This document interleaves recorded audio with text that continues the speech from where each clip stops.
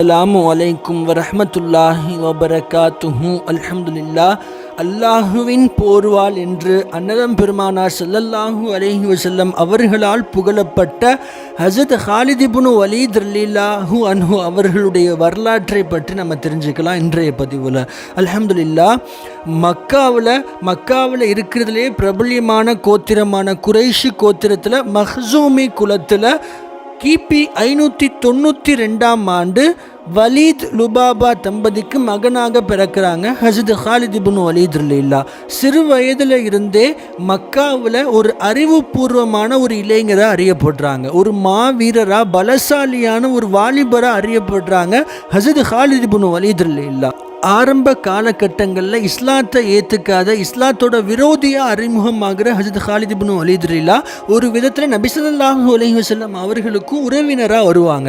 எப்படின்னா, நபி ஸல்லல்லாஹு அலைஹி வஸல்லம் அவர்களுடைய மனைவியர்களில் ஒருத்தரான மைமூனா ரலியல்லாஹு அவர்களுடைய சகோதரி தான் லுபாபாங்கிற ஒரு பெண்மணி. இந்த லுபாபா, அதாவது நபி ஸல்லல்லாஹு அலைஹி வஸல்லம் அவர்களுடைய மனைவியின் சகோதரிக்கு மகனாக பிறக்கிறவங்க தான் ஹஸரத் ஹாலித் இப்னு வலீத் ரலியல்லாஹ். ஹஸரத் ஹாலித் ரலியல்லாஹுடைய உருவம், தோற்றம் பற்றி சுவாரஸ்யமான சில விஷயங்களை நம்மளால் வரலாற்றிலிருந்து தெரிஞ்சுக்க முடியுது.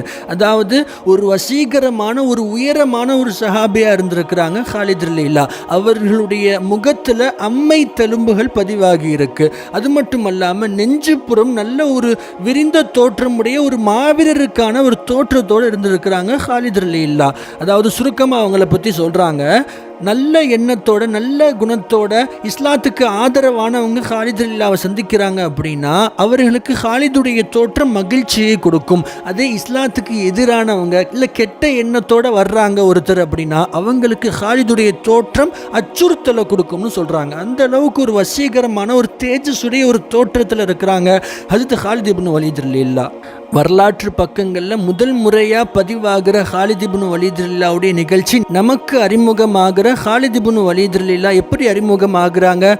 உஹது யுத்தத்தில் நபி ஸல்லல்லாஹு அலைஹி வஸல்லம் அவர்களையும் முஸ்லிம்களையும் எதிர்க்கிற ஒரு விரோதியாக தான் அறிமுகமாகறாங்க. அதாவது நபி ஸல்லல்லாஹு அலைஹி வஸல்லம் அவர்கள் உஹது யுத்தத்தில் தன்னுடைய படையை சரியான முறையில் அணிவகுத்து வச்சுட்டு பின்னாடி அச்சுறுத்தலாக இருக்கிற ஒரு மலைப்பகுதிகளில் எதிரிகள் தாக்கிடக்கூடாதுன்னு முன்னெச்சரிக்கையாக அங்கே ஒரு கூட்டத்தை நியமிக்கிறாங்க. தன்னோட கட்டளை வர அந்த இடத்தை விட்டு நகர்ந்துடக்கூடாது அப்படின்னு. ஆனால் பின்னாடி கொஞ்ச நேரத்திலே அல்லாஹ்வுடைய உதவியினால் முஸ்லிம்களுக்கு உஹது யுத்த வெற்றி கிடைக்கிற மாதிரியான ஒரு சூழ்நிலை உண்டாகுது. இதனால முஸ்லிம்கள் இருக்கிற சில சஹாபாக்கள் போர் பொருட்களை, அந்த கனிமத் பொருட்களை கைப்பற்றதுக்காக ஓட ஆரம்பிக்கிறாங்க.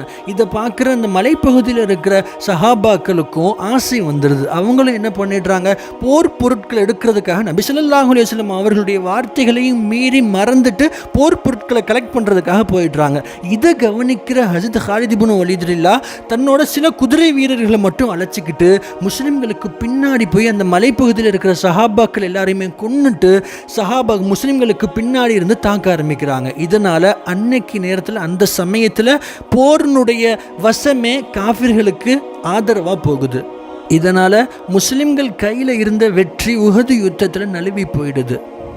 இதில் நாம் கவனிக்க வேண்டிய ஒரு சுவாரஸ்யமான ஒரு விஷயம் என்னன்னா, வரலாற்றில் தோற்கடிக்கப்படாத ஒரு வீரராக வர்ணிக்கப்படுற ஹாலித் இப்னு வலீத் ரலியல்லாஹ் அன்னைக்கு நேரத்தில் முஸ்லாத்தையும் ஏற்றுக்காத நிலைமையிலையுமே கூட போரில் தோத்ததில்லை, முஸ்லிம்களையே எதிர்த்து ஜெயிச்சிருக்கிறாங்க. அப்படிங்கிறது தான் உண்மையான ஒரு நிகழ்ச்சி. சரியாக ஒரு குறிப்புப்படி கிட்டத்தட்ட 200 போர்கள் 200 பேட்டில்ஸில் கலந்துருக்கிறாங்க ஹஸரத் ஹாலித் இப்னு வலீத் ரலியல்லாஹ். ஆனால் அல்லாஹ் அக்பர் சுப்ஹானல்லாஹ், ஒரு யுத்தத்தில் கூட அவங்க தோற்று போனதே கிடையாது. அவங்கள தோற்கடிக்கிற ஒரு வீரர் அன்னைக்கு நேரத்தில் இருந்ததே கிடையாதுன்னு வரலாற்றில் பதிவிடுறாங்க. அது மட்டும் இல்லாமல் கூகுள்லேயே கூட நம்ம போய் தி அன்டிஃபீட்டட் வாரியர் இந்த ஹிஸ்ட்ரின்னு நம்ம பதிவு போட்டோம், ஒரு கேள்வி கேட்டோம் அப்படின்னா கூகுள் கொடுக்குற ஆன்சர் பதில் ஹாலித் இப்னு வலீத் ரலியல்லாஹ். சுப்ஹானல்லாஹ். இதற்கு பின்னாடி ஹிஜ்ரி 8ஆம் ஆண்டில் ஹாலித் இப்னு வலீத் ரலியல்லாஹ் நபி ஸல்லல்லாஹு அலைஹி வஸல்லம் அவர்களுடைய கரம் பிடித்து இஸ்லாத்தை ஏற்றுக்கிறாங்க. நபி ஸல்லல்லாஹு அலைஹி வஸல்லம் அந்த நேரத்தில் ஹாலித் ரலியல்லாஹுடைய இஸ்லாத்தை பார்த்து அவ்வளவு மகிழ்ச்சி அடைகிறாங்க. இதற்கு பின்னாடி இஸ்லாத்துக்கு எதிராக வாள் பிடிச்ச ஹாலித் இப்னு வலீத் ரலியல்லாஹ் இஸ்லாத்துக்காக போர்க்களத்துக்கு போகிறாங்க. முதல் முறையாக ஹுனைன் யுத்தத்தில் முஸ்லிம்களுக்காக ஒரு சாதாரண சிப்பாயாக கலந்துக்கிறாங்க. அந்த யுத்தத்தில் தன்னுடைய போர் திறனால் ஒரு மிகப்பெரிய ஒரு பங்கு ஆற்றுறாங்க. அந்த போரில் ஹாலித் இப்னு வலீத் வலீதுல்லாவுக்கு உடல் முழுக்க காயங்கள் ஏற்படுது. பின்னாடி போர் முடிஞ்சு நபி ஸல்லல்லாஹு அலைஹி வஸல்லம் அவர்களே காலித் இப்னு வலீதுல்லாவை சந்திக்கிறதுக்காக அவர்களுடைய கூடாரத்துக்கு போய் காலித் இப்னு வலீதுல்லாவுடைய ஒவ்வொரு காயத்திலையும் ஊதி விட்டுட்டு வந்திருப்பாங்க. சுப்ஹானல்லாஹ், எந்த அளவுக்கு அந்த குறிப்பிட்ட கொஞ்சம் ஆண்டுகளுக்குள்ளேயே நபி ஸல்லல்லாஹு அலைஹி வஸல்லம் அவர்கள் கூட காலித் இப்னு வலீதுல்லாஹ் நெருக்கமாகிடுறாங்க அப்படிங்கிறத நம்மளால் தெரிஞ்சுக்க முடியுது. இது மட்டும் அல்லாமல் இந்த கொஞ்ச ஆண்டுகள்லேயே, அதாவது நபி ஸல்லல்லாஹு அலைஹி வஸல்லம் அவர்கள் கூட அந்த 3 ஆண்டுகள் தான் வாழ்கிறாங்க. ஆனாலும் அந்த நாட்கள்லேயே நபி ஸல்லல்லாஹு அலைஹி வஸல்லம் அவர்களுடைய தளபதிங்கிற பெயரும் அவங்களுக்கு பிரபலியமான ஒரு பெயராக கிடைக்குது. அந்த நிகழ்ச்சி தான் மூத்தா போர். இஸ்லாத்தினுடைய வரலாற்றிலும் ஹஸரத் காலித் இப்னு வலீதுல்லாவுடைய வரலாற்றிலும் மிகப்பெரிய திருப்பு முனையாக அமைகிற ஒரு தருணம், ஒரு போர் தான் மூத்தா போர். ஏன் இஸ்லாத்தில் மூத்தா போருக்கு இவ்வளோ ஒரு முக்கியத்துவம் இருக்குது அப்படின்னா, இதுவரை முஸ்லீம்கள் சண்டை போட்ட எல்லா போர்களுமே, உதாரணமாக பத்ரா இருக்கட்டும், உஹதா இருக்கட்டும், அகல் போரா இருக்கட்டும், எல்லா போர்களுமே அரபுகள் கூட போட்ட சண்டைகள், யுத்தங்கள் தான். ஆனால் மூத்தா போர் அப்படிங்கிறது முதல் முறையாக முஸ்லீம்கள் அரபுலகத்தை தாண்டி கிறிஸ்தவர்கள் கூட சண்டை போடுறாங்க. அன்னைக்கு நேரத்தில் உலகத்திலே இருந்த சக்தி வாய்ந்த வலிமை மிக்க பேரரசுகளான பாரசீகர்கள், ரோமர்கள் கூட சண்டை போடுறதுக்காக, நேரடியாக சந்திக்கிறதுக்காக போகிறாங்க.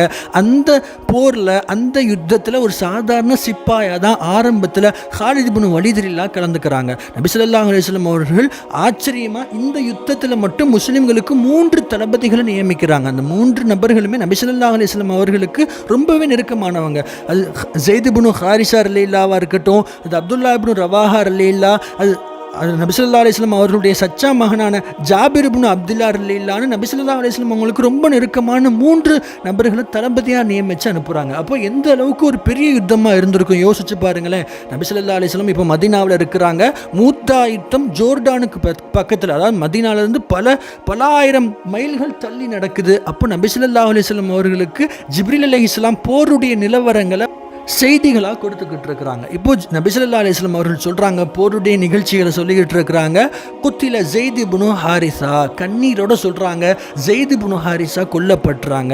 ஏன்னா ஸைத் இப்னு ஹாரிஸா ரலியல்லாஹு நபி ஸல்லல்லாஹு அலைஹி வஸல்லம் அவர்களுடைய வளர்ப்பு மகன், அவங்க கொல்லப்படுறாங்க. நபி ஸல்லல்லாஹு அலைஹி வஸல்லம் கண்ணீரோட சொல்கிறாங்க. அடுத்து நபி ஸல்லல்லாஹு அலைஹி வஸல்லம் அவர்கள் சொல்கிறாங்க, குத்தில அப்துல்லா இப்னு ரவாஹா, அப்துல்லா இப்னு ரவாஹாவும் கொல்லப்படுறாரு. அடுத்து நபி ஸல்லல்லாஹு அலைஹி வஸல்லம் மறுபடியும் 3வது முறையாக கண்களில் கண்ணீர் நிரம்ப சொல்கிறாங்க, குத்தில ஜாபிர் இப்னு அபி தாலிப்.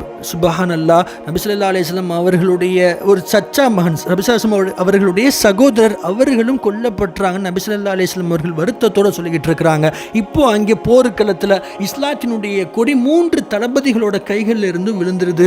முஸ்லீம் படையை நிலை குலைஞ்சு போயிடுது. கொஞ்சம் யோசிச்சு பாருங்களேன், ஒரு படையில் தளபதி அப்படிங்கிறது ரொம்ப முக்கியமான ஒரு பொறுப்பு.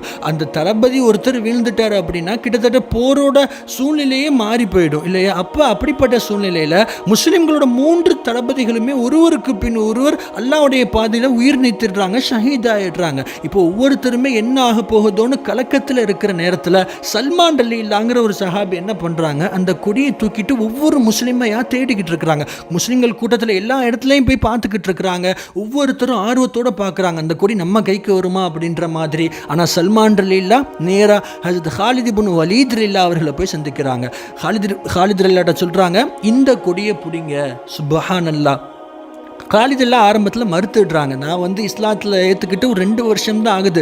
என்னை விட அனுபவத்தில் ரொம்ப மூத்த பெரிய சஹாபாக்கள்லாம் இந்த படையில் இருக்கிறாங்க, அவங்க கீழே கொடுங்கன்னு காலித் இப்னு வலீத் ரலியல்லாஹு சொல்லிடுறாங்க. ஆனால் இப்போ சல்மான் ரலியல்லாஹு சொல்லுவாங்க, இந்த கொடியை உங்ககிட்ட கொடுக்கறதுக்கு தான் நான் எடுத்துக்கிட்டே வந்தேன்னு சொல்லுவாங்க. இதற்கு பின்னாடி அல்லாஹ்வுக்காகவும் அல்லாஹ்வுடைய தூதருக்காகவும் இஸ்லாத்தினுடைய கொடியை முதல் முறையாக தளபதி பதவியில் இருந்து பிடிக்க ஆரம்பிக்கிறாங்க. சுப்ஹானல்லாஹ், இஸ்லாத்தினுடைய வரலாற்றிலே ஒரு முக்கியமான ஒரு திருப்புமுனை. இஸ்லாத்துக்காக தளபதியாக இருந்து எவ்வளோ பெரிய வெற்றிகளை வாங்கி கொடுத்த ஹஸரத் காலித் இப்னு வலீத் ரலியல்லாஹு முதல் முறையாக இஸ்லாத்துக்காக தளபதி பொறுப்பேற்றுக்கிற நிலை, அப்படிப்பட்ட ஒரு இக்கட்டான சூழ்நிலை. ஆனாலும் அந்த காலித் இப்னு வலீத் ரலியல்லாஹு அந்த மூத்தா போரில் தன்னுடைய தலைமைக்கு கீழே சிறப்பாக வழி நடத்தி கிறிஸ்தவர்கள் முழுமையாக தடுத்து நிறுத்திட்டு முஸ்லிம்களை பாதுகாப்பாக மதீனாவுக்கு கொண்டுட்டு சேர்ப்பாங்க. இந்த காலித் இப்னு வலீத் ரலியல்லாஹுடைய வழி நடத்துதலையும் அவர்களுடைய அணிவகுப்பையும் பார்த்துட்டு கிறிஸ்தவர்களே ஆடி போயிடுறாங்க. சுப்ஹானல்லாஹ். அதே நேரம் காலித் இப்னு வலீத் ரலியல்லாஹு அங்கே கொடியை பிடிக்கிற நேரத்தில் நபி ஸல்லல்லாஹு அலைஹி வஸல்லம் இங்கே மதீனாவில் சொல்லிட்டு இருப்பாங்க, அல்லாஹ்வுடைய போர்வாள் இஸ்லாத்தினுடைய கொடியை தூக்கியது, இஸ்லாத்தினுடைய கொடியை தாங்கியது. சுபஹானல்லாஹ். நபி ஸல்லல்லாஹு அலைஹி வஸல்லம் சொல்லுவாங்க காலித் இப்னு வலீதுல்லாஹ் பற்றி, காலித் அல்லாஹ்வுடைய போர்வாள்களில் ஒருத்தர். காஃபிர்களுக்கு எதிராக, இஸ்லாத்துக்கு எதிராக அல்லாஹ்வால் உருவப்பட்ட வாள்னு சொல்லுவாங்க காலித் இப்னு வலீதுல்லாஹ் பற்றி. இந்த வார்த்தைகளை நபி ஸல்லல்லாஹு அலைஹி வஸல்லம் அவர்கள் எந்த சஹாபிக்குமே சொன்னது கிடையாது. சுபஹானல்லாஹ்.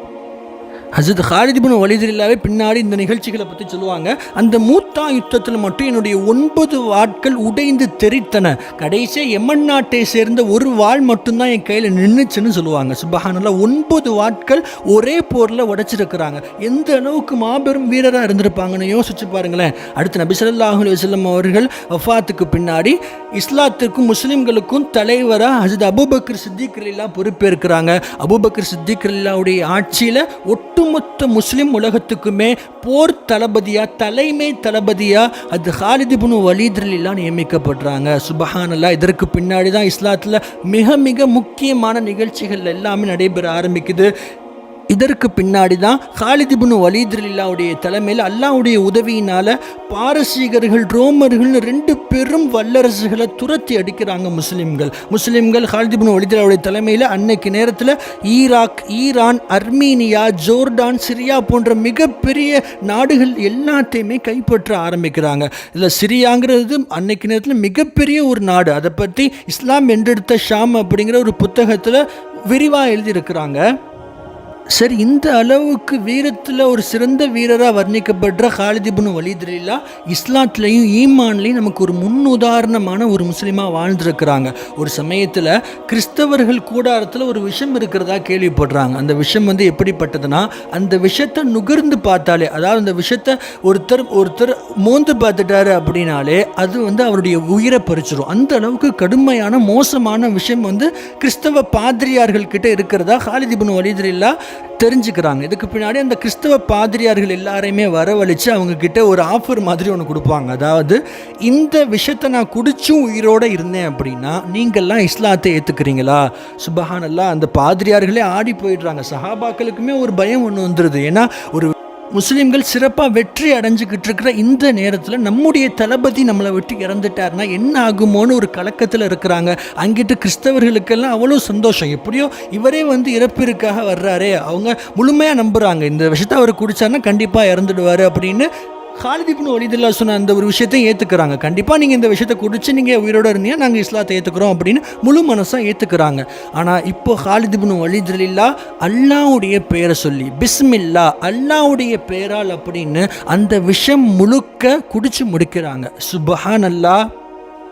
அல்லாமா தஹபி ரஹ்மத்துல்லாஹ் சொல்லுவாங்க, அந்த விஷயத்துக்கு பின்னாடி இன்னமுமே காலித் இப்னு வலீத் ரலியல்லாஹு மூர்க்கத்தனமாக போர் செஞ்சாங்க, இன்னுமே விவேகமான செயல்பட்டாங்க அப்படின்னு தஹபி ரஹ்மத்துல்லாஹ் பதிவாகிறாங்க. அதேபடி அந்த வாக்குப்படி அதை பார்த்து ஆச்சரியப்படுற அந்த கிறிஸ்தவ பாதிரியார்களும் அதே இடத்துல எத்தனையோ பேர் இஸ்லாத்தையும் ஏற்றுக்கிறாங்க. சுப்ஹானல்லாஹ். வீரத்தில் மட்டும் அல்லாமல் ஈமான்ல எந்த அளவுக்கு ஒரு சிறந்த ஒரு முஸ்லீமாக இருந்திருப்பாங்க. கொஞ்சம் யோசிச்சு பாருங்களேன். நம்மளால் அல்லாஹ்வுடைய பேர் சொல்லி நம்மளால் விஷத்தை குடிக்க முடியுமா? அந்த அளவுக்கு எல்லாமே நமக்கு நம்பிக்கை இருக்கா, ஈமான் இருக்கா? கொஞ்சம் யோசிச்சு பாருங்களேன். சுப்ஹானல்லாஹ்.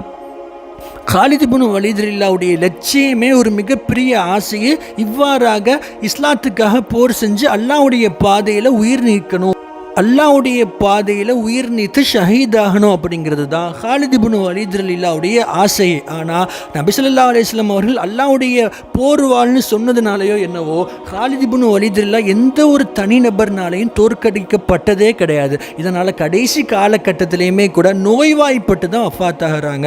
சுப்ஹானல்லாஹ். இன்னா லில்லாஹி வ இன்னா இலைஹி ராஜிஊன். அப்பேற்பட்ட மாபெரும் வீரரை வல்ல அல்லாஹ் பொருந்திக் கொள்வானாக. அன்னாரை நேசித்து அன்னாரை பின்பற்றி நாமும் ஹஸரத் காலித் இப்னு வலீத் ரலியல்லாஹு அன்ஹு அவர்களோடு சொர்க்கத்தில் ஒன்றாக வாழக்கூடிய பாக்கியத்தை வல்ல அல்லாஹ் எனக்கும் உங்களுக்கும் தருவானாக.